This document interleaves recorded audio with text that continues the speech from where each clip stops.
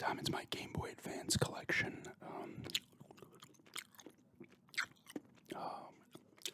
I put the autofocus on because I'm going to be showing the games here, but it's making my face blur as fuck. Anyway, there's that glare off my nose from the outside. I'm going to throw in the two Game Boy games I have and the two Game Boy Color games I have. I'd like to explain this collection in general, including the Game Boy games and the Game Boy Color games. But definitely want to get more Game Boy Advance games. But first one here is Quirk. These two Game Boy games are originally the original Game Boy games I had when I was a kid. I think I've said this before. I sold my Game Boy games to my friend back in the probably mid-90s.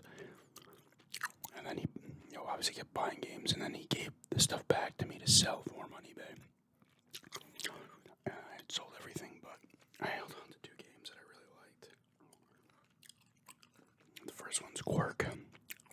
It is cracked in two spots, but it works. Cool little puzzle game where you have to go from side to side in these rooms, and you have to move little blocks or flip these kind of switch things to get to the other side.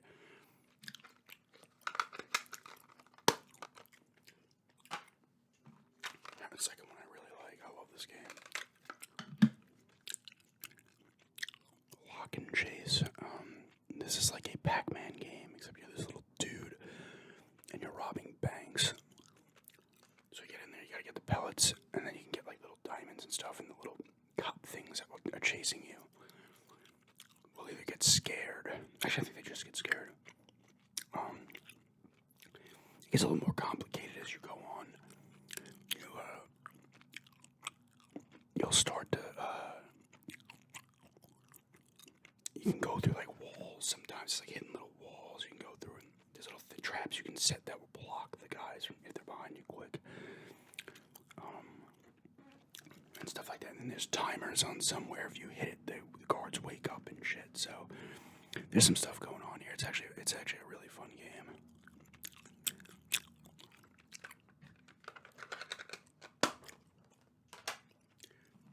The two Game Boy Color games are Scooby-Doo Classic Creep Capers.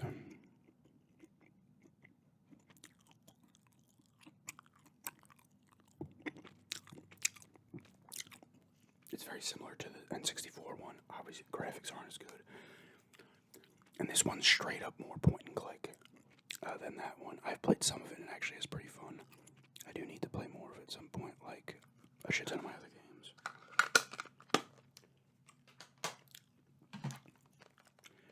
And the second one is funny, the two fucking games I have for this Game Boy Color.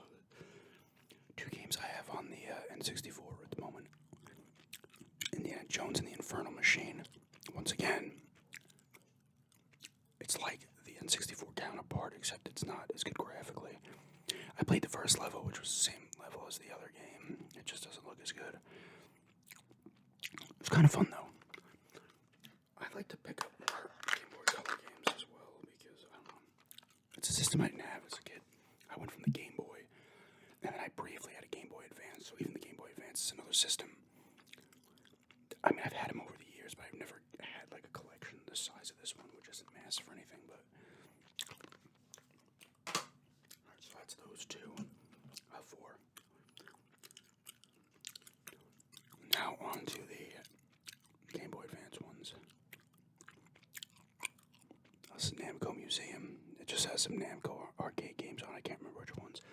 Some of these games are the ones that I got from that big Game Boy Advance slot that I got garage sale back in October.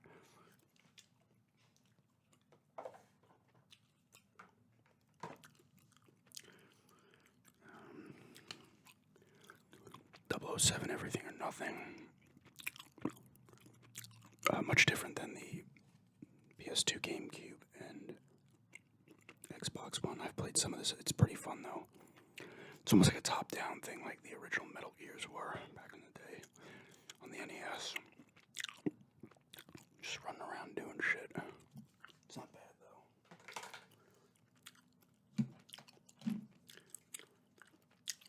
Midway's arcade greatest hits. This has, I think, 3 Midway games on it. I, once again, cannot remember which ones they are. Well, that white is not picking up, though.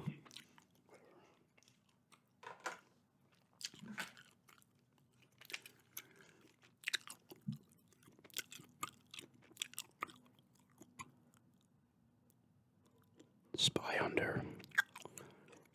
Actually, really cool game. It looks really good. It's very comparable to the console counterparts. But it's fun. I played some of this. It's pretty cool, actually.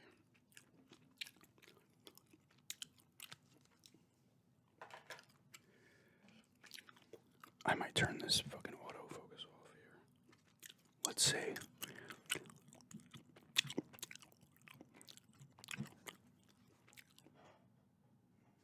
Let's see what I can get it at to,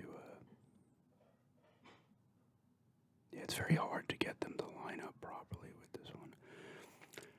Star Wars Episode 3, Revenge of the Sith. Cool side-scrolling hack-and-slash game where you use Obi-Wan, or, at least from what I've played, Obi-Wan or Anakin. I don't know if you could use anybody else. And they kind of take different little paths as well if you use each one. Like, the levels are a little different. But it's fun, it looks nice, it has a nice look to it. The lightsaber shit is nice.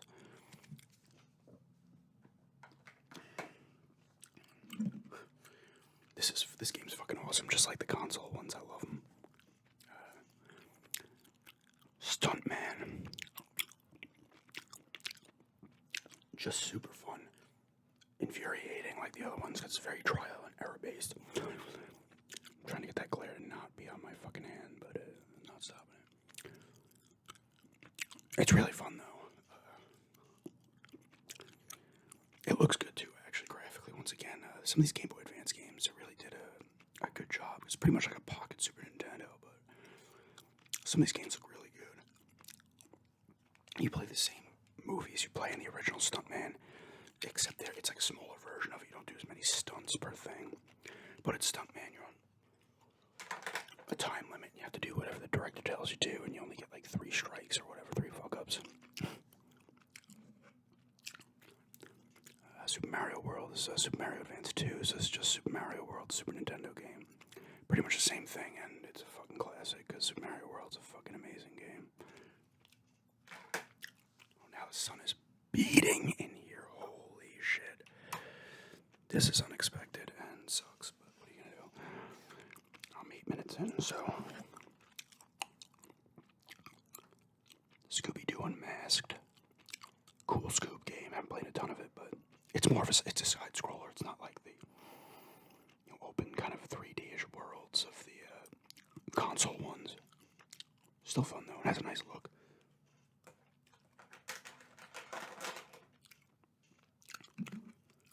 Lord of the Rings: Return of the King. Oh my God, the fucking sun is so bright. It's gonna shine brightest right when I'm making a video. Lord of the Rings: Return of the King. Cool.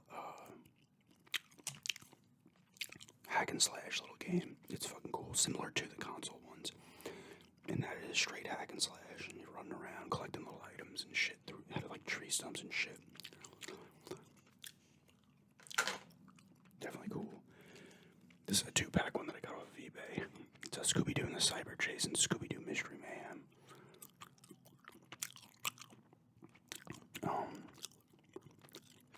I haven't played Cyber Chase. I played some Mystery Mayhem. Same thing. They're side scrollers, and yeah, like you fucking gotta find shit and whatnot. Similar to the Super Nintendo one. This double pack was cheap on eBay, so I grabbed it.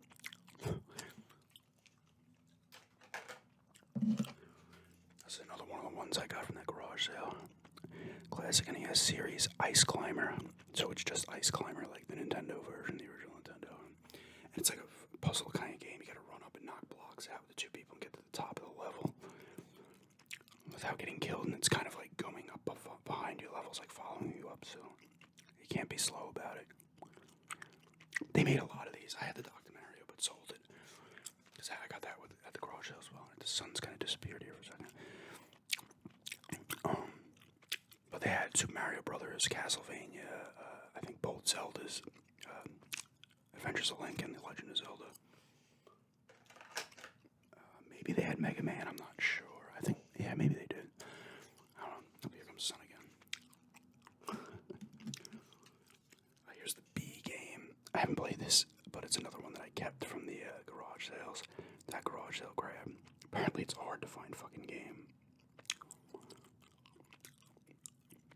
I assume you're play B. Down to the final four here. Harry Potter and the Prisoner of Azkaban. I think I did a gameplay of this actually on the TV with the Retron Square. This is a fucking cool game. It's a fucking RPG, turn-based RPG in the Harry Potter universe. First, you use Ron, Harry, and Hermione, and it's fun. You got different spells and shit you got to use on enemies. The enemies just flee. They run away. You don't kill them. It's fun though, and you explore the school and shit, and you're doing stuff. I've not beaten it yet, but the amount I played from it's fun.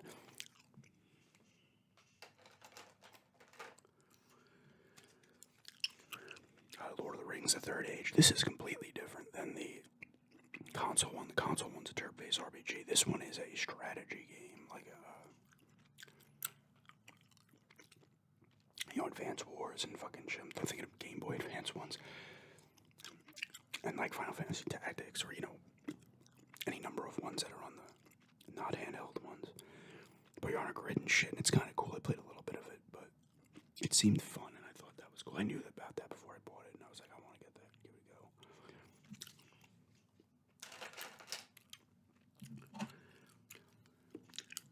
Motocross Maniacs Advanced. The original came out, and I want to get it again. I had it back in the day on the Game Boy. That one was super fun. This one's kind of fun too. Looks really good. It seems it's got that fast speed and everything, and you're playing in little circuits and shit. But it's cool. I believe the second one was on the Game Boy Color. And the final game here was another game from that garage sale lot.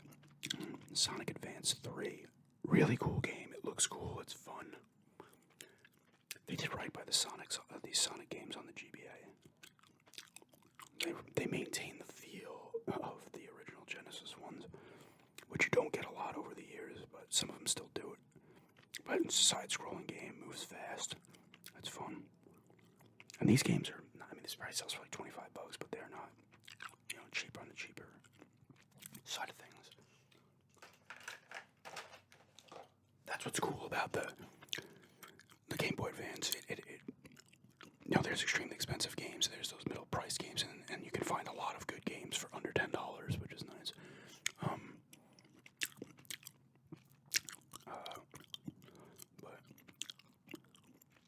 But some systems, it's like the GameCube. It's like you're running a lot of higher-priced games. But anyway, yeah, that's my Game Boy Advance collection with some original Game Boy and Game Boy Color games in there as well. But thanks for checking this out, and have a good day.